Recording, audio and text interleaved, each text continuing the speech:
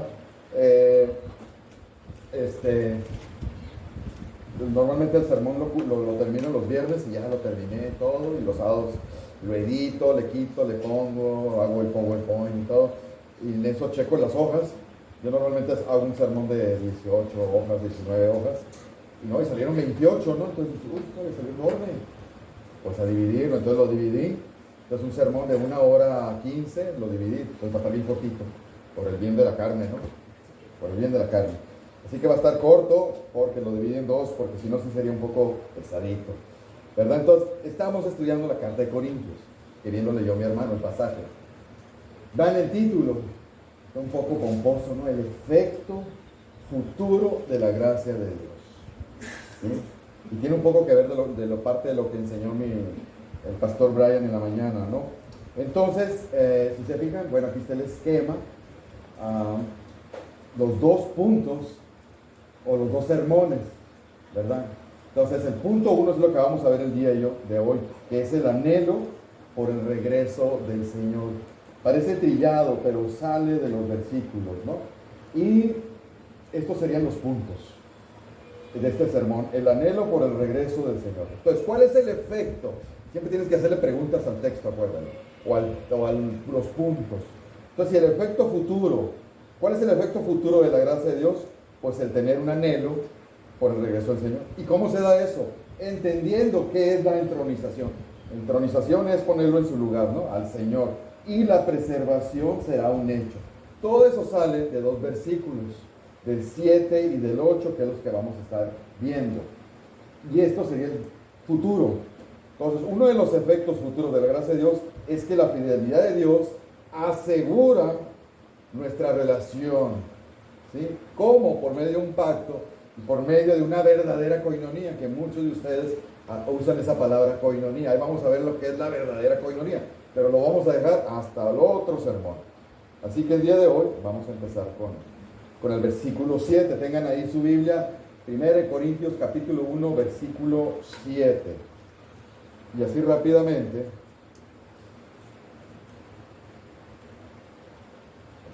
Dios me castigó porque a veces critico a los pastores que predican cortito.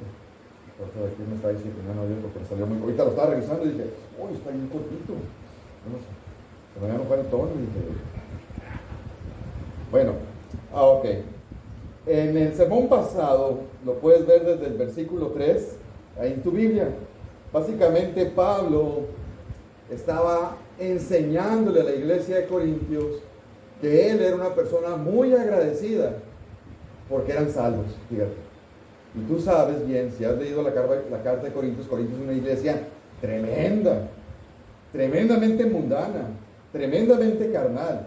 De hecho, la carta de Corintios es casi una carta de regaño, ¿verdad?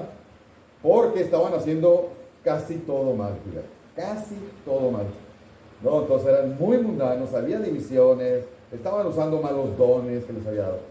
Pero Pablo dice, gracia y paz a ustedes de Dios, nuestro Padre y del Señor Jesucristo. Gracias doy a mi Dios siempre por ustedes. Entonces Pablo estaba muy agradecido con Dios por los corintios, por sus hermanos corintios, ¿no? Por la gracia de Dios que les fue dada. Está hablando de la salvación básicamente y de todo lo que conlleva la salvación. Dice, porque en todas las cosas fuiste enriquecido en él. Ahí está la gracia. En toda palabra y en toda ciencia, así como el testimonio acerca de Cristo ha sido confirmado en ustedes, de tal manera que nada les falta en ningún don. Entonces la iglesia de Corintios era tremendamente mundana y carnal, pero tremendamente rica en dones. Entonces tenían prácticamente todos los dones, pero no tenían frutos. Entonces Pablo está muy agradecido por ello. Y a veces nosotros podemos caer en ser muy duros con los hermanos porque no crecen.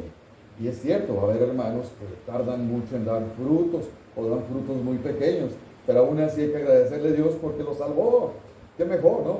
Es preferible 1000 veces un creyente salvo, bebé, que alguien que pueda parecer mucha madurez, pero alguien quiere. ¿Me explico lo que quiero decir? Entonces, ahí vemos una actitud muy pastoral, muy humilde de Pablo, como con una iglesia que aún tuvo detractores ahí. Hubo gente que lo acusó de falso apóstol. Aún así dice, gracias Dios por todos ustedes. todo, ¿no? Ahí vemos la humildad de Pablo, ¿no? Entonces, vamos a hablar un poquito de la gracia. La gracia de Dios tiene efectos en el pasado, y eso ya lo vimos. ¿Cómo puede ser una gracia que tenga efectos en el pasado? Pues acuérdate que antes de la fundación del mundo, ¿cómo fuimos? Predestinados. O sea, todavía no existíamos y la gracia de Dios se manifestaba como habiendo sido predestinados, seleccionados, elegidos, ¿sí? Y luego adoptados, redimidos, ¿verdad? A la adopción. Y en el tiempo presente vemos cómo la gracia se desborda en nosotros, dándonos bendiciones diarias como la provisión del alimento, la salud, bla, bla, bla, la santificación. Tenemos dones todos aquí, no nomás uno. Podemos tener varios dones, frutos y tantas cosas que nos da ahorita en este tiempo, ¿no? Es la gracia de Dios en la actualidad. Pero ¿qué va a pasar en el futuro? El pastor Brian habló un poco de eso. Va a haber efectos de la gracia en el futuro, que es lo que vamos a hablar un poco el día de hoy. Debemos entender, pero debemos meditar mucho y entender lo de la gracia, cuán grande, maravillosa, indispensable y obvio merecida es la gracia de Dios, pero en todo lo que ella comprende. Por ejemplo, mira, nosotros ocupamos la gracia para todo y en todo. Por eso te lo digo. ¿Sí se entiende? Nosotros ocupamos la gracia para todo y en todo. Nada sería posible de nosotros sin su gracia. Nomás para que te des una idea de la magnitud, del valor que tiene la gracia para nosotros los creyentes. Es más, fíjate, aun cuando pecamos, la gracia de Dios se manifiesta como, yo me doy cuenta muchas veces, si Dios no me hubiera frenado, si Dios no me hubiera puesto un tope, yo hubiera pecado más, me hubiera embarrado más en mi pecado, yo hubiera salpicado más a mis seres que están alrededor de mí, y el pecado hubiera hecho más daño. Ahí se manifiesta la gracia, ¿sí? O a veces me deja que me caiga y toque fondo para que aprenda. ¿Te fijas cómo la gracia se manifiesta aún en las cosas que para nosotros pueden ser malas? O cuando te manda una prueba, una adversidad, que puede ser en económico, puede ser en salud o problemas. Y tú dices, es que es la gracia. Dios permitió eso para que aprendiéramos y creciéramos. Ayer hablábamos en varones, no me acuerdo dónde, que pues creo que el pastor Brian nos mencionó, que pues es muy triste a veces, fíjate, qué tremendo, a veces que a veces nos dan lástima a ciertas personas porque su vida es tan light, casi no hay pruebas, todo es facilito en su vida. Todas esas personas difícilmente van a crecer, difícilmente van a madurar y difícilmente van a valorar la gracia porque su vida es así, por decirlo de una manera. En cambio hay hermanos que tienen una vida, y no por su pecado, que Dios les manda muchas pruebas y están creciendo, tienen una fe sólida, firme, madura, tienen un crecimiento espiritual grande, porque la gracia se manifestó dándole muchas pruebas. ¿Sí me explico? Es más, ahorita el pastor Brian habló sí fue él el que habló del pasaje de Pablo, ¿no? Donde un profeta le dijo, hey, no vayas para allá porque te va a ir como en feria. No vayas porque mira, esto profetizó. Y todos se pusieron de acuerdo con el profeta. Sí, no vayas, Pablo. Y Pablo, ¿qué estás haciendo? Pues, eso se trata, ¿no? ¿Cuál es el problema? ¿No? Porque somos llamados a una vida rosita, o light. Entonces ahí se manifiesta la gracia, que nomás que a veces malinterpretamos, ¿no? A veces malinterpretamos. Bueno, entonces, pues como vamos a ver el versículo 7 y 8, prácticamente todo eso es una oración de Pablo a los corintios agradeciéndole a Dios, ¿no? Y él sigue con la misma temática, pero hay mucha enseñanza ahí. Hay mucha enseñanza ahí. Y parte de lo que hablaba ahí Pablo era cómo Cristo se manifestaba o cómo el testimonio de Cristo era evidente en los corintios, fíjate, que eran tan mundanos y carnales por los dones. El que alguien tenga don espiritual, no talento, cuidado, don espiritual, hay que aprender a discernir la diferencia. Es la evidencia, aunque a esa persona le falte fruto, es evidencia de que Cristo mora en él. Entonces Pablo está agradecido con él. Pues sí, este hermano que enseña le falta mucho fruto, pero el don que tiene, y agradezco cuando menos por ello. Es la gracia, fíjate, ahí vemos la gracia de Dios también, porque Él derrama su gracia en la iglesia, dotándolos de dones. Entonces, palabra de Cristo según la necesidad que tiene, nos ha dotado con dones por medio de los hermanos de ustedes. Entonces, los dones que ocupa esta iglesia los tenemos. Y eso es la gracia de Dios, su bondad. Dios nos equipa con lo necesario para cada congregación. Así también en lo personal. Entonces, Pablo nos insta no nada más a valorar la gracia, los efectos de la gracia en el pasado o en el presente, sino ahora dice, hey, sabes que hay un efecto futuro, pero bueno, muy bueno. ¿Por qué? A mi esposa y a mí nos gusta mucho esa frase, porque lo mejor está por venir. Lo mejor está por venir. ¿Y sabes qué? Siempre recuerda, y eso que no soy posmilenialista, ¿no? Ya ves que ellos ven las cosas muy bonitas, ¿no? Se va a reír mi hermano Brian porque siempre estoy tirando, pero es verdad, ellos caen en un positivismo irreal. No, esto es real. Y lo dice la Escritura y te lo voy a demostrar. De eso trata mi predicación, te lo voy a demostrar con versículos. ¿Sí? Mira, vamos empezando. De repente me emociona. Mira, es que no alcanzo a ver aquí los puntos. Bueno, ahí está. Primera de Corintios, te lo voy a leer desde el 7. Esperando la manifestación.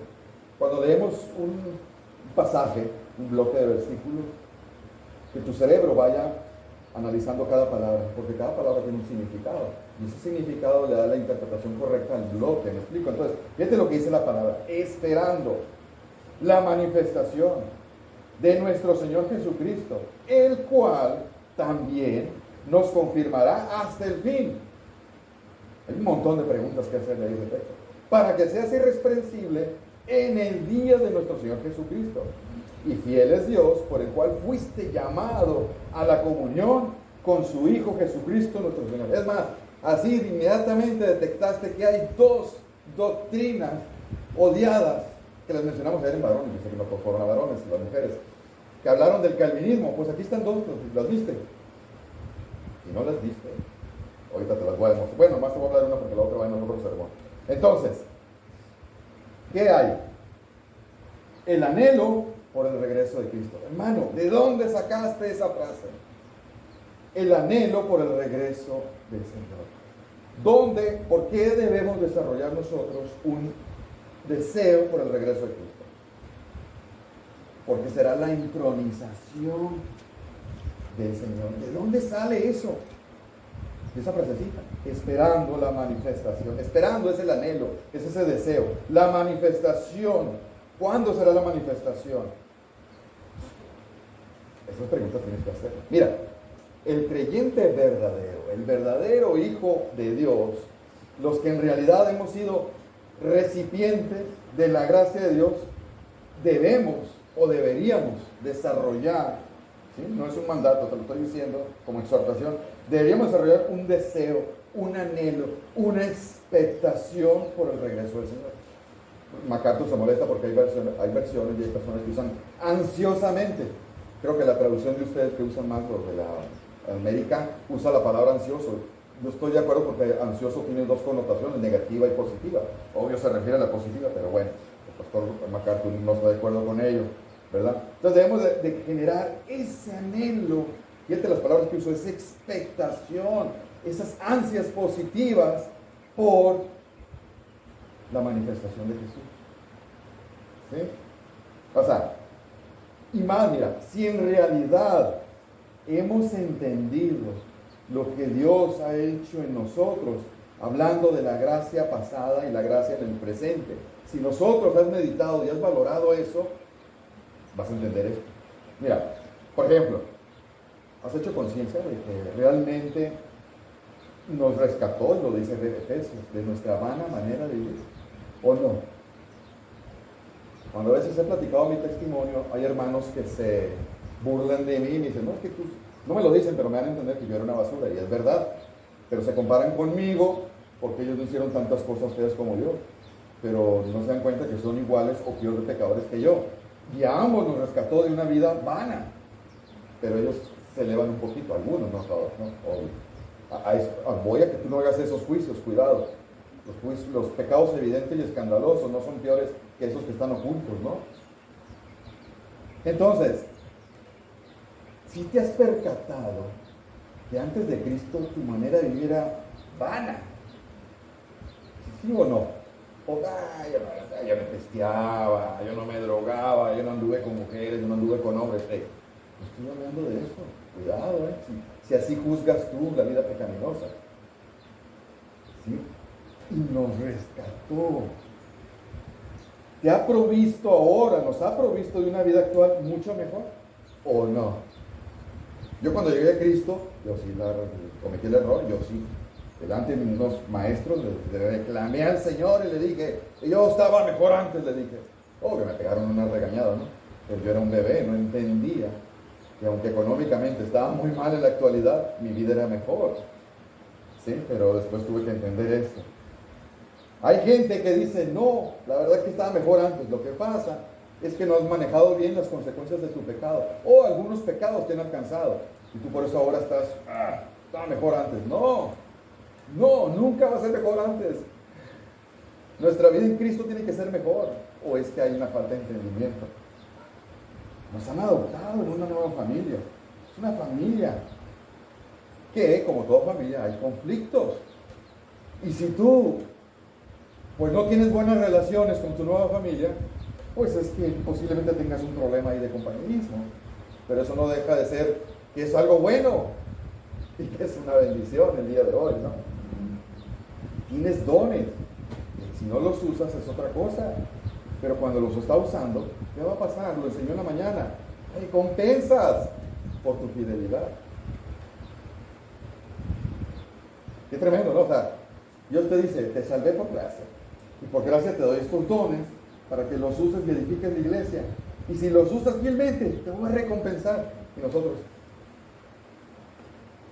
¿sí me explico? A veces no entendemos tanta bondad y tanta gracia derramada, ¿no? Algunos, yo sé. O en otras iglesias, aquí no pasa eso, ¿no? Hoy, fíjate, hoy te das cuenta que antes no tenías relación con Dios. Hoy tenemos una verdadera relación con Dios. Aunque antes rezaras y oraras, Dios no te escuchaba. Era abominable tu oración, para que lo entiendas. Hoy sí nos escucha Dios. Hoy tenemos una relación tan estrecha que es nuestro Padre. ¿Sí? Es más, aparte hoy tenemos un depósito que es nuestra herencia. Un montón de promesas están ahí, garantizadas. Bueno, eso es lo que hay que valorar nosotros. Entonces, si yo entiendo todo eso, por lógica, por sentido común, cualquier creyente deberíamos de anhelar el regreso, ¿no? Si lo mejor está por venir, ¿qué no debería anhelar yo el regreso de Cristo? Obvio sí. Mira, en una ocasión Jesús se lamentó por Jerusalén, su ciudad amada. Es tan amada que en su regreso Él va a morar ahí, en la ciudad santa de Jerusalén. Dice Mateo, te lo voy a leer, Mateo 23:37 dice, fíjate, es un lamento de Jesús, ¿no? Jerusalén, Jerusalén, que matas a los profetas y los apedreas a los que te son enviados. O sea, ahí está mi gracia. Te envío a estos pastores, estos profetas, y tú los apedreas. Y luego todo dice, ¿cuántas veces quise juntar a tus hijos como la gallina junta sus polluelos debajo de las alas? Y no quise. El amor de Dios para con los suyos. ¿Qué hacían ellos? Lo rechazaban y les mataban a los profetas. ¿Sí? Dice, he aquí vuestra casa os es dejada desierta, porque os digo que desde ahora no me veréis hasta que digas, bendito el que viene el Elohim. O sea, Jesús se lamentó por la situación actual que imperaba ahí. ¿A dónde voy con esto? ¿Por qué te lo digo? Algo que tiene que ver con el anhelo de Dios es que tú observes cómo está esto. No es que soy fatalista. Yo sé que mi hermano Yosimar es muy positivo, ¿no? A un lado de él me veo fatalista yo, pero siendo no fatalistas, pero tratando de ser lo más realista posible. No estás dolido por lo que pasa en el mundo. Cómo la creación se está destruyendo. ¿Te has visto? ¿Cuántos bosques? ¿Cuántas especies? Todo lo que pasa en el mundo, las guerras. ¿Te has visto? Eso así como no hay un lamento, así como lo hizo Jesús con Jerusalén, no hay un lamento por cómo está pasando. Y te lo augurio, va a ser peor, va a ser peor. La sociedad tecnológicamente cada vez está mejor, pero moralmente va a estar peor cada vez más. Ve nuestra juventud. Es terrible nuestra juventud. ¿Por qué? Porque culpa de nosotros hicimos un mal trabajo. Es terrible la sociedad del día de hoy. Sumamente inmoral. Sumamente inmoral. Y va a ser peor. Va a ser peor. Eso no va a mejorar. Va a ser peor. ¿Sí? No te angustia. ¿Qué mundo le va a tocar a tu nieto, bisnieto, tataranieto? ¿Qué mundo le va a tocar? Es terrible, ¿no? ¿No te lamenta la situación, la injusticia social que impera? ¿Sí? Pues empezando, bueno, yo no tengo testimonio, pero me han dicho que si tú vas al seguro social y eres morenito y traes guaraches, no atienden igual a uno que es blanquito y güerito y que va bien vestido. Una cosa tan chiquita, un detallito tan simple. Y así eso en más cosas. Y se voltean a ver acá, ¿no? Pero tristemente, aún aquí en México, que somos una tierra de morenitos, ¿cuál es el problema? Aquí hacen fuchi y eso, ¿no? O sea, ¿por qué? Porque hay una injusticia.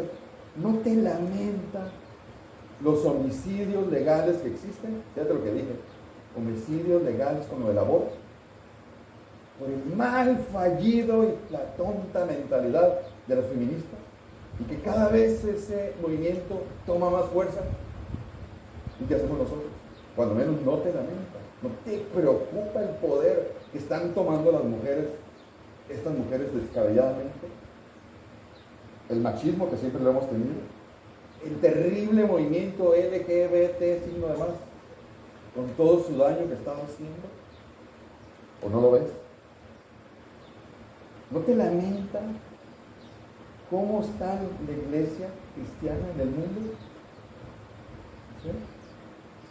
¿No te lamenta que el día de hoy el crimen organizado, el narcotráfico y los gobernantes corruptos han secuestrado la sociedad?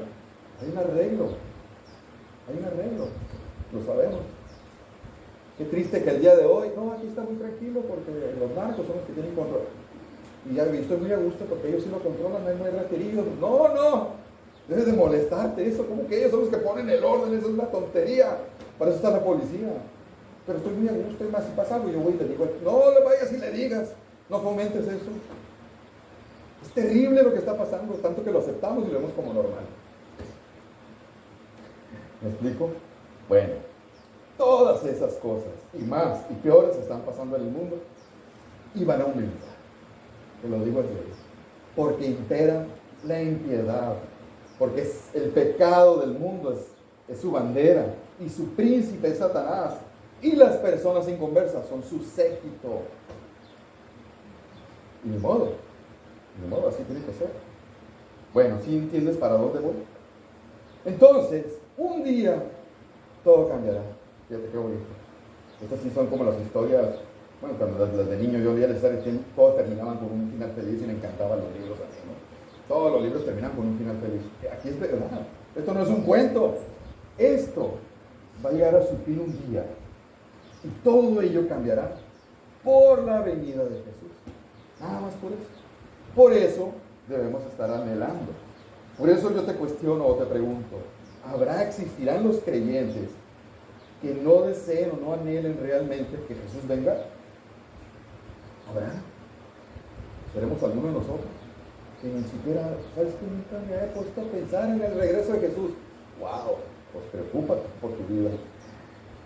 Mi esposa siempre, a veces hasta me cansa, ¿no? Pero vamos en el carro, ve algo malo. A ella le encanta ver las noticias estas, otras, la roja, yo no veo la roja. Me molesta mucho la noticia roja, ella se entera de todo. Ay, ojalá venga ya el Señor. Siempre está diciendo eso. Ella realmente tiene ya muy arraigado el deseo de que Cristo regrese. Hey, no vas a conocer a Cecilia, le digo. No importa, se la conozco ya. Tiene razón. Es correcto, así deberíamos estar siempre. Ojalá, ya me dice, ojalá. Debemos alimentar, fomentar ese deseo de que el Señor venga ya. Esta vez me recuerda, hay hermanos cristianos en otras iglesias que dicen que aman a Dios, que dan gracias a Dios por la vida eterna, se enferman, caen en depresión, cuestionan a Dios y cuando ya están cercanos a la muerte, tienen miedo de morir. ¿Qué no vamos a casa? ¿Qué no es nomás abrir la puerta y ya pasar con el Señor? ¿Por qué tenemos miedo a la muerte? Si es lo mejor que nos puede pasar, el morir, ¿sí sabes? Es lo mejor. ¿Acaso no desean estar con Dios estas personas? Pregunto. Si sabes, si tenemos claro que nosotros somos extranjeros y peregrinos, ¿verdad? ¿Qué es un peregrino? Está de paso. No nomás soy extranjero, soy peregrino, voy de paso, porque mi ciudadanía es allá, ¿verdad? Tony, creo que el miércoles mencionó eso, criticó un poco que hay gente que tiene un patriotismo o un amor muy grande a su lugar donde nació. Yo soy de Mochis donde se dan los mejores tacos, y acá, y que Mochis en México, ¿no? Y dice Tony, la verdad, pues, no, digo, es personal si cada quien quiere desarrollar. O sea, la mitad de mis nietas son gringas, las otras mitad de mis nietas son muchitenses, mis hijos son yaquis, ¿no? Mi padre era extranjero, mi madre tarumara, ¿ok? ¿Por qué siento orgullo? Chihuahua, España, Estados Unidos, México, ¿me explico? No, yo soy ciudadano del cielo, mi ciudadanía está allá, yo no sé aquí, no sé dónde soy. ¿Me explico? O sea, sí se entiende lo que quiero decir, no es que le esté echando a las tierras de alguien, pero hay muchos muy sencillos, ¿no? Sí. Igual hay personas que desarrollan una pasión, un amor por su pueblo, por su ciudad, por su país o por su equipo, más que por su verdadera ciudadanía. Eso es lo que yo no entiendo. No te critico que ames Mochis, que ames México, qué bueno, ponte la playera verde, no importa, pero ama más eso, tu ciudadanía. Eso ámalo. Es lo que yo no entiendo.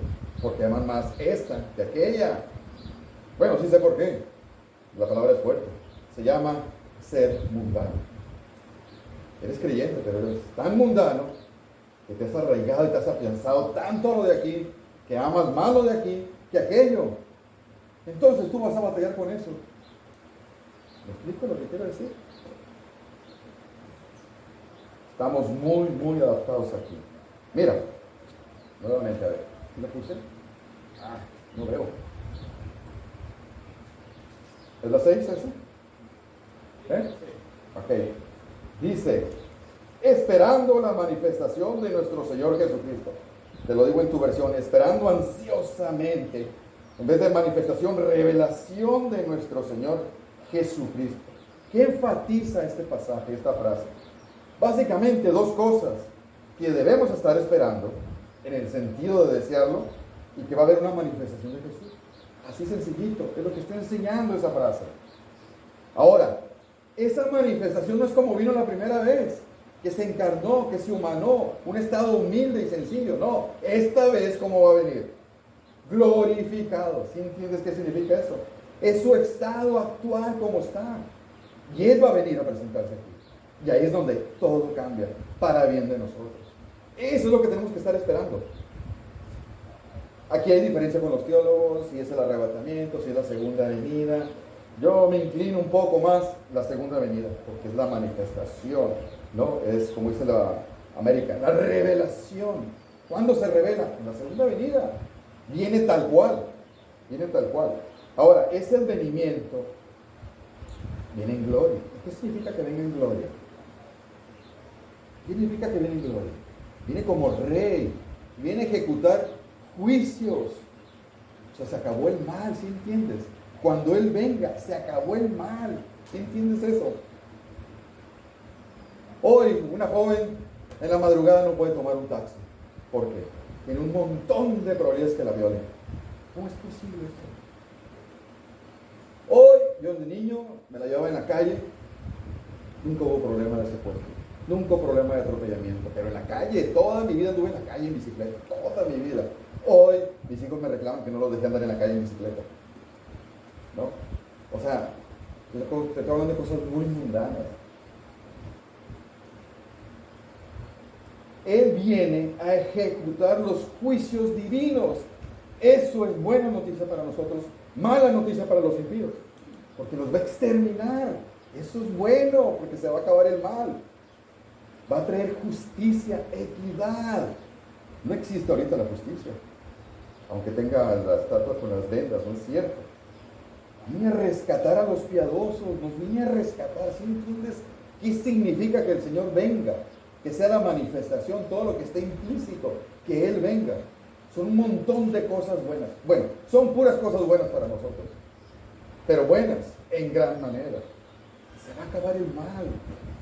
Satanás será eliminado, amarrado, por 1000 años cuando Él venga. Ahora, Jesús está espiritualmente con nosotros. Cuando Él venga, físicamente estará con nosotros. Y el que va a gobernar el mundo es Cristo.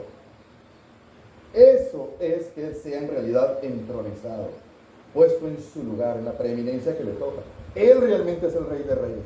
Pues cuando esté aquí va a ser una verdad. Pues no deseo que suceda eso. ¿Sabes lo que es que Jesús esté aquí manifestado como juez, reinando en el día? ¿Sabes qué significa eso? ¿Sí sabes qué significa? ¿Cómo serán las condiciones laborales? El día de hoy no contratan al mejor. Todo es por relaciones, básicamente. El 80% es por relaciones. Si tú tienes relaciones, puedes llegar bien lejos. Si no tienes relaciones, la verdad, difícilmente vas a alcanzar el éxito aquí en la vida. Las relaciones es casi todo. Claro, tienes que demostrar que eres bueno, ¿no? No vas a ser un papanato. No vas a llegar muy lejos, aunque tengas buenas relaciones, por siendo un papanato, la verdad. Tienes que tener cierto talento. Pero cuesta mucho. O sea, las condiciones laborales van a ser justas en ese tiempo. ¿Sí entiendes? Justa, todos los sentidos. Las pagas, las prestaciones, todo, las jornadas laborales. La sociedad, vas a poder salir. No va a haber peligro. ¿Sí entiendes? Aún los animales, no va a existir la depredación. Tú vas a poder tocar un león. ¿Por qué Eva? En el principio empieza la historia y se le aparece una serpiente que le habla y ella no se asusta. ¿Por qué no se asustó? Era un reino perfecto, donde no existía el mal. ¿Qué no van a hacer los animales? Ahora, no es que estamos acostumbrados a lo imperfecto. Nosotros le tenemos miedo a los animales y por ende ellos nos tienen miedo. Pero eso no es normal, eso es antinatural. Eso va a suceder ahí. ¿No te gustaría? ¿Cómo será el aspecto de la salud? No va a haber pandemias. ¿Entiendes eso? Vamos a vivir mucho más años. La salud se extenderá. Obvio, los gobiernos, bajo Cristo, ¿cómo crees que van a ser los gobiernos? Justos, rectos. ¿Cómo será la vida en general? ¿Sí entiendes? Para incitarte a que piensa cómo va a ser esa en la manifestación de Jesús. Piensa. A veces estamos muy arraigados aquí. Mira, son tan maravillosas todo lo que se dice, es tan bonito, es tan agradable, que muchos, siendo cristianos, batallan para creerlo. Es increíble. Y te lo dice el libro. Todo esto que estoy diciendo viene de aquí. ¿Sí? Él, y obvio, estamos pensando en nosotros.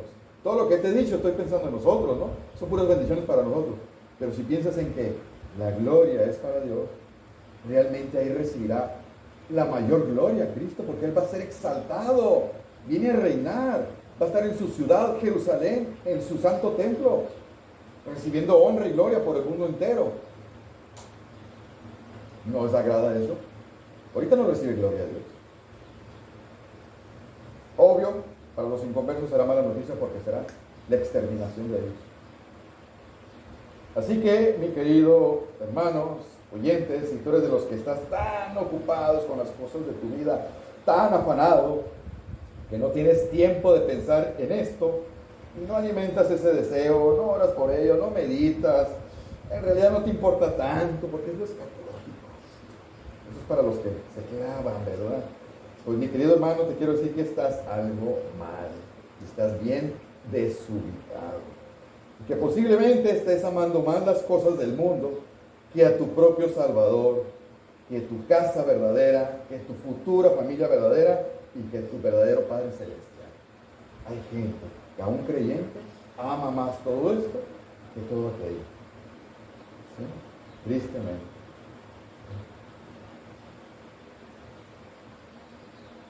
Las personas a veces las oigo hablar con gran pasión ¿quién va a quedar como presidente? Xochitl o la Sheinbaum, no sé si lo pronuncio bien. O el otro pobrecito que nadie lo pela, ni me acuerdo el nombre de él, pero es muy simpático, ¿no? Fíjate, pues, si a alguien le va a él, pues mi respeto, ¿no? Muy bien, mira, la verdad, porque eso depende de quién quede. Y le digo a mi esposa, porque eso repercute y nos va a ir mejor si queda menganito, fulanito, porque la empresa, en el giro en el que yo estoy, nos va a ir muy bien. Y ahí sí están expectantes. Todos los días checo las noticias, el debate, cómo se dio, cómo van a ser las cosas aquí en México. ¿Van a seguir las pensiones o nos las van a quitar? ¿O van a aumentar? ¿No? Ansiosos están de ese momento. Y no está mal que te enteres. Como cristianos tenemos que estar enterados para discernir. Pero hay gente que habla con esa pasión y esto es aburridísimo.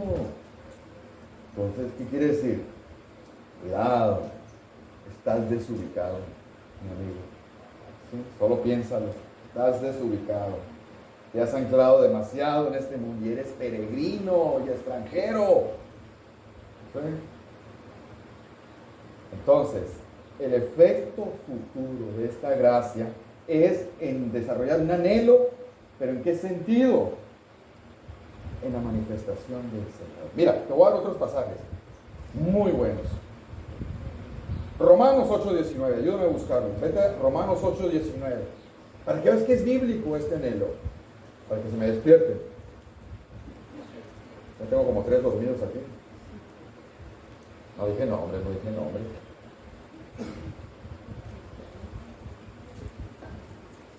No, si tengo el don para dormir. Soy bueno. Romanos 8:19. Fíjate. Léelo, mira. Romanos 8:19. Porque el anhelo ardiente, fíjate, es como un deseo pasional de la creación. Está hablando del universo entero. Es el aguardar la manifestación de los hijos de Dios. Es decir, cuando Jesús venga con nosotros, está la creación expectante. Para que ya venga, porque todo va a cambiar. Dice, porque la creación fue sujeta a vanidad, no por su propia voluntad, sino por causa del que la sujetó en esperanza. Porque también la creación misma será libertada de la esclavitud, de la corrupción, a la libertad gloriosa de los hijos de Dios. Porque sabemos, fíjate, que toda la creación gime a una está con dolores de parto hasta ahora. O sea, el universo te da a entender que es como si estuviera gimiendo, anhelando, porque le pesa el pecado que mora en toda la creación, anhelando la manifestación de Jesús, porque se va a cambiar todo. Fíjate. Si dice, si la creación que es inanimada anhela ardientemente, dice, y no solo ella, sino también nosotros mismos, dice Pablo. ¿Iluso o no? ¿O sí? ¿Es correcto lo que dice? ¿Nosotros o él nomás? Nosotros deberíamos decir, y no solo ella, sino también nosotros, que tenemos las primicias del Espíritu, nosotros gemimos dentro de nosotros, esperando la adopción, la redención de nuestro cuerpo. ¿No? ¿No anhelas esa? No oras en las mañanas. Ay, Señor, acorta este tiempo. Ven, estoy harto de esto. ¿No? Bueno, pues estoy medio loco yo. Fíjate, Pablo le escribe a su pastor para pasarle la estafeta a Timoteo, que era más joven. Pablo ya sabía que estaba condenado, que le iban a matar, ya sabía. Y le escribe para darle ánimos, en vez del revés, ¿no? Yo estaría chillando. Pablo le escribe y le dice, 2 Timoteo 4:7, te lo leo. He peleado la buena batalla, he acabado la carrera y he guardado la fe. Por lo demás, me está guardada la corona de justicia, la cual me dará el Señor, pues justo en aquel día.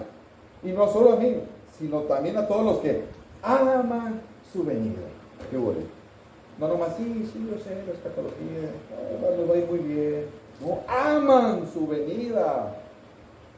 ¿Me explico? ¿O soy un exagerado? Aman su venida. ¿Sí? Este sí lo puso. Tito. Aguardando. Es como para, te estás asomando a ver si vienes del coco. Entonces expectante, no, aquí aguardando la venida, pero activos.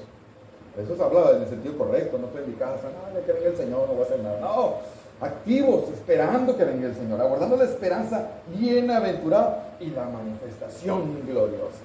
Ahí está, es todo lo que hemos estado hablando.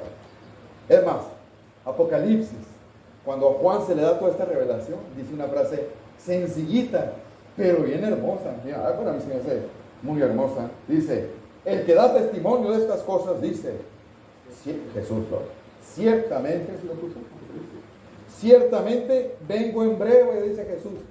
Y dice Juan, amén, sí, ven Señor. ¿Te fijas? Sí, ven cuando quieras. No, amén, ya, ven. ¿No? Pero no, estoy bien a gusto aquí. No.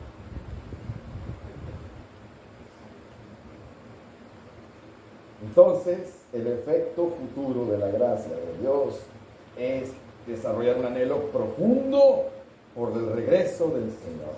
Pero también la preservación será un hecho. ¿Qué quiero decir con eso? Ahí está el versículo 8. El cual también nos confirmará. ¿Qué es confirmar? Sostener, preservar, mantener hasta el fin, o sea, hasta lo último. ¿Para qué? Para que seas irreprensible, intachable, sin culpa, sin tacha, el día de nuestro Señor Jesús. ¿Se entendió? Va a haber el ser preservado, es un hecho, es una promesa. Y ahorita vamos a enseñar esa doctrina tan odiada.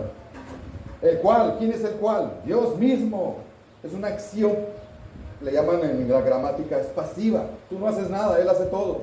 Él nos va a preservar, no haces nada, papá.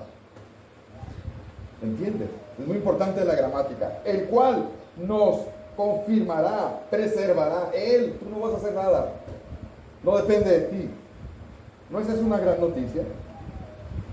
En el fondo, yo creo que no es esta iglesia, pero en la mayoría de las iglesias, yo he hablado, cuando tenía la librería, hablaba con muchos hermanos evangélicos que tienen ciertas doctrinas. La verdad, no sabes cuántos creyentes tienen miedo de fallar y de perder su salvación.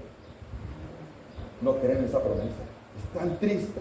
No sabes cuántos creyentes tienen miedo de fallar y ser rechazados al final. Eso es imposible que pase. Pero si te suicidas, si te mueres, ¿no te fuiste con el Señor entonces? ¡Ey! ¿Qué dice ahí? ¿Qué dice ahí?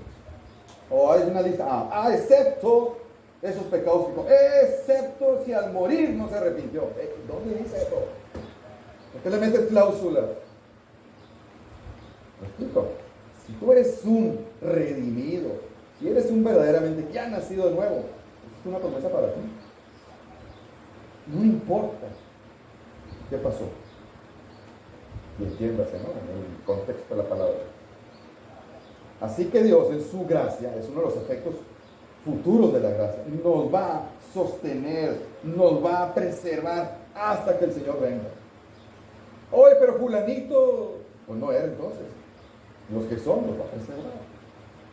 Y eso, como lo mencioné, ayer lo vimos, el pastor Brian dio increíblemente, creo que fue un milagro. Jamás hubiera escuchado que el pastor Brian hablara de los 5 puntos del calvinismo en 45 minutos, ¿no? Eso es un milagro. El pastor Brian ocupa 1 hora para cada punto, ¿no? Fácil. Creo que sufrió un chorro ahí el pastor Brian, ¿no? Pero lo tuvo que hacer resumido, y resumidamente enseñó los 5 puntos del calvinismo. Es lo que vimos ayer en Marones. ¿A qué voy con eso? Aquí está uno de ellos. Y uno de los más odiados, son odiados, en serio. Criticados. Y sobre todo por ese término, calvinismo. Pero ven, ¿desde cuándo lo enseñó Pablo? Hace 2000 años. Es una verdad implícita que está muy claro. Y eso es para que te goces, para que tengas tranquilidad si tú eres verdadero creyente, para que confíes plenamente en Dios, que su gracia nos va a mantener firmes hasta el final. Hasta el final. ¿Sí? Es decir, nada ni nadie absolutamente se perderá en el camino. ¿Entendió? Entonces, ¿con qué seguridad lo dices? Ahorita te voy a enseñar. Es más, es imposible que un cristiano no persevere. Es imposible. Es imposible que alguien caiga, porque sería una falla en un Dios perfecto. Es más, sería imposible porque es en contra de las escrituras. Sería imposible porque es en contra del carácter de Dios. ¿Te fijas lo que estoy diciendo? Ahora, ¿qué es esta doctrina de que Dios los mantiene, los preserva, los sostiene? Le llaman teológicamente la perseverancia de los santos. Pero no me gusta cómo suena porque parece la perseverancia de los santos, como que depende de nosotros. Y no es así. Mira, te lo voy a explicar rápidamente. Los que verdaderamente han nacido de nuevo serán preservados por el poder de Dios hasta el final. Entiéndelo, es una verdad universal y es una doctrina bíblica. Los que verdaderamente, ahí está la clave, han nacido de nuevo, yo no dije miembros, bautizados, que tienen un ministerio, no, yo no dije eso. Los que verdaderamente han nacido de nuevo serán preservados por el poder de Dios, que es la gracia, hasta el final. ¿Se entendió? Y los que perseveran dan evidencia de que ciertamente fueron regenerados. ¿Se entiende? Dios los persevera y ese fruto de la perseverancia no es más que una evidencia de que realmente han sido regenerados. Por eso, el que no persevera da evidencia de que no lo es.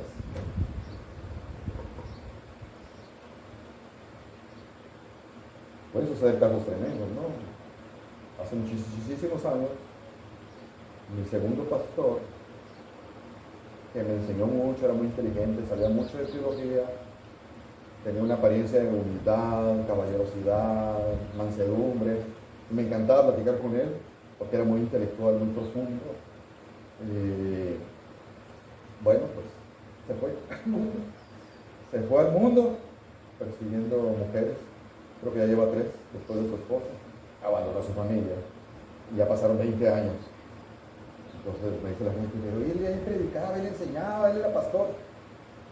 Sí, pero no había nacido. No había nacido. Y es donde la gente batalla, pero por eso, si fuera, hubiera regresado. ¿Dónde está la preservación? Es la evidencia. Además, un pasaje que nosotros usamos y otros usan mal. Fíjate, a ver si lo puedes analizar. Chiquito y cortito, tiene mucha sustancia, pero uno lo entiende mal y hay una interpretación correcta. Mas el que persevere hasta el fin, este será salvo. A simple vista parece que esa acción depende de nosotros, ¿verdad? Pero en realidad es lo contrario lo que está enseñando. ¿Sí lo alcanzas a ver? El que persevere hasta el fin, ese será salvo. Porque es el fruto de la evidencia, ¿verdad? Dios está protegiendo. Esto está más claro. Cada vez va a aumentar más la claridad. Te voy a dar más luz. Romanos, irrevocables. ¿Qué es la palabra irrevocable? Inapelable, que no se arrepiente. Como decimos nosotros, no se va a echar para atrás. ¿Sí? Son los dones y el llamamiento. ¿Sí se entiende eso? O sea, si Dios me llamó, si Dios me dio la vida eterna, eso no se puede cambiar. No puede cambiar porque es irrevocable. La vida eterna es un don. Es irrevocable, ¿sí entiendes? Ya, es un hecho consumado. Es imposible. Va en contra del carácter de Dios. Es irrevocable. Sus dones y llamamientos. Entonces, ¿por qué la gente no cree en la seguridad de la salvación? ¿Cómo es posible? Tan claro. ¿Cómo puedes contradecir ese versículo? Porque no entienden las palabras, que es irrevocable en el griego. Eso, que no se arrepiente. Pero es que pecó mucho. Sí, pero es irrevocable. Es salvo. No cambiará de parecer. ¿Sí? Es decir, toda persona que verdaderamente ha nacido de nuevo será preservada por Dios hasta el final. Y el hecho de que persevere es la evidencia de que realmente es un verdadero creyente. ¿Se entendió? Si entiendes eso, ya no tienes ningún problema. Dice 2 Timoteo 2:13. Si fuéramos infieles, que somos, todos los días somos infieles a Dios, Él permanece fiel. ¿Te fijas que no depende de nosotros? Si nosotros fuéramos infieles, que es un hecho, Él permanece fiel porque no puede negarse. Entonces, si Él dijo, este es salvo, es hijo mío, no se puede echar para atrás. Oye, pero es que Yosimar llevó una vida. No importa, Yosimar es salvo. Por la gracia de Dios lo va a preservar. El pastor habló un poco de la fidelidad. Las recompensas están en función de la fidelidad de cada quien. Todos somos creyentes aquí, pero uno es más fieles que otro. Así es, ni modo. Pero todos seremos preservados. Todos. Hasta el más infiel, hasta el más comprometido. Eso es un hecho y una garantía y una promesa. Que nos debe dar gozo, por eso anhelamos. No. Nosotros seremos infieles, pero Él no. Su pueblo se desviará, pero Él no. Seremos preservados. Es más, usamos mucho un pasaje, y muchos se lo saben de memoria, Filipenses 1:6, que dice, estando persuadido de esto, que el que comenzó en nosotros somos la iglesia, la buena obra la va a perfeccionar hasta el día de Jesús. Además, te lo digo en una frase sencilla, parafraseándola en el lenguaje de nosotros. Lo que Dios comienza, lo termina. Si Dios comenzó la obra en nosotros, de la salvación, la va a terminar. ¿Cómo? Preservándonos, manteniéndonos, sosteniéndonos. ¿Sí? Por eso, afirmar que la salvación se puede perder es creer que de alguna manera nosotros comenzamos la salvación porque depende de nosotros. Y eso, mi querido herminiano, es una tontería. Es una tontería. ¿Sí? Y no es porque nosotros somos más inteligentes, ayer lo vimos en varones, es por la gracia de Dios. Pero es tan obvio en las Escrituras. No necesita un gran intelecto para ver eso. Es obvio. Cualquiera lo puede entender. Pero el orgulloso no lo acepta. Tiene que depender de mí. No. Todo es por la gracia de Dios. Él te preserva. Mira, Timoteo, por lo cual asimismo padezco esto, pero no me avergüenzo, dice Pablo, porque yo sé en quién he creído. Estoy seguro que es poderoso para guardar mi depósito aquel día, mi herencia. Ahí está, lo que me está esperando. Es poderoso. Me va a preservar. Es un hecho. Entonces Pablo no confiaba. Yo soy muy buen teólogo, yo soy el mejor apóstol, yo soy el que ha sembrado todas esas ideas. No confiaba en nada de eso. En el poder de Dios, que le iba a preservar. Otro pasaje sumamente conocido, Juan 10:27. Mis ovejas, no mis cabras, mis ovejas oyen mi voz y yo las conozco. Eso habla de la relación. Y me siguen. Todas las ovejas siguen al pastor. La que no lo sigue no es oveja. Ni modo. ¿Sí? Y yo les daré a algunos vida eterna. Dice, va. Les doy vida eterna. ¿A quién? A todas las ovejas. Y no perecerán jamás. ¿Quiénes? Todas. ¿Dónde está? ¿Está claro la seguridad de la salvación? ¿Está claro la preservación? Está evidente, aunque no dice la palabra. Ni nadie las arrebatará de mi madre, de mi mano. Mi Padre que me las dio es mayor que todos. Nadie, vuelve a repetir, nadie las puede arrebatar de la mano de mi Padre. Ni una oveja se puede perder. Ni una. La oveja que se pierde no era oveja. Estaba en el rebaño de las ovejas y parecía oveja, pero no era oveja. Y pueden pasar años así. Hay pastores que se van a ir al infierno. ¿Por qué? Porque no eran ovejas. ¿Sí? Seremos preservados. Bueno, hay muchos versículos más. Según yo era corto, ya me alargué. ¿Verdad? Entonces,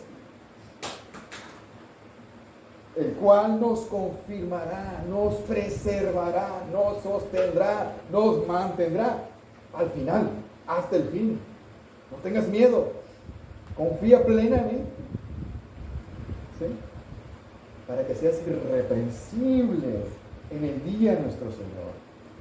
¿Qué pasará cuando Dios nos lleve en la mano a la presencia de Él? Pues que seremos presentados sin culpa ahorita. No hay día. No pasan 2 horas en que no pequemos, ¿cierto o no? Tan triste, tan lamentable, ¿a poco no? Bueno, posiblemente el día que fallezcamos vamos a pecar. Vamos a ser presentados sin culpa alguna, vestidos de justicia completamente. No hay nada que alguien pueda acusarnos. Pero es que mira, los últimos años, nada. Seremos presentados intachablemente delante del Señor. Por eso no hay juicio para nosotros. El juicio que lo haga la hermana en la mañana es para las recompensas, pero no hay condenación porque seremos presentados intachables, sin culpa alguna. Eso es maravilloso, ¿sí entiendes eso? Pero eso va a suceder cuando se manifieste. Por eso hay que anhelarlo. Por eso debemos tener confianza, no en que yo soy fiel, no en mis buenas obras, no en mi carácter piadoso, no, en Él, la gracia, esa es la gracia futura. Nos garantiza que seremos presentados ante Dios sin culpa alguna. Seremos vestidos de justicia perfecta. Dejaremos de ser lo que somos para pasar a ser ahora sí unos verdaderos y completos santos en todo el extenso. Qué tremendo es eso, ¿no? Completamente. Mira, mi hermano Yosimar enseñó esto. Aquel Dios es poderoso para guardarnos sin caída. Habla de eso. No que no vamos a pecar, sin caída. No vas a caer de la gracia. Es mentira. Y el día de hoy tantas iglesias enseñan eso. Me acuerdo cuando un ministerio me corrió y no me liquidó y que es ilegal. Entonces yo le dije a mi esposa, demandaré para que me dé liquidación porque ganaba una miseria, la verdad, ganaba tan poquito y tenía familia. Entonces, demando, no demando. Entonces me debatía con el versículo de Corintios, ¿no? Entre creyentes no debe haber demandas. Y llega un hermano evangélico de doctrina pues pentecostal y me dice, hermano, ni se le ocurra, era abogado, pues, ni se le ocurra demandar porque usted pierde la salvación. Se lo digo y se fue. Obvio, pues no. Ay, hermano, pobre, muy lindo, la verdad, pero ¿entiendes? ¿Cuál gozo pueden tener estas personas? No, claro que no. Es poderoso para guardarnos sin caída. Habla de la gracia, de la salvación y presentarnos, todavía dice, sin mancha. Nos cuida y todavía dice, y te voy a presentar blanco. Nada de pecado, no hay nada. Todo el cochinero que hice atrás, que es mucho, nada de culpa. ¿Sabes qué es eso? Nada de culpa. Todo es por la preservación.